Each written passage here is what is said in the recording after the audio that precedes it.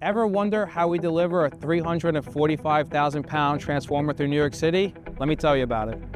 So we had to transport the unit from Astoria, Queens to Oceanside, Nassau County.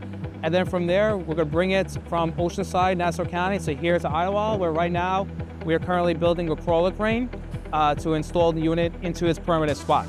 Well, once it's fully assembled and brought to location, the transformer and the equipment together weigh 800,000 pounds, which is equivalent to a fully dressed, basically, Boeing 747 with all its passengers on it as well. This substation is being built to help with load relief and also with the expansion of JFK going full electric and the MTA bus depot going full electric, and also take some relief off the Jamaica substation as well. This is a first for Con Edison coming out of Nassau County.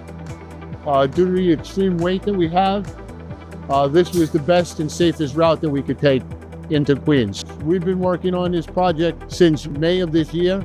Had a lot of obstacles coming through. We can't wait to get this to the substation and install it and give more power.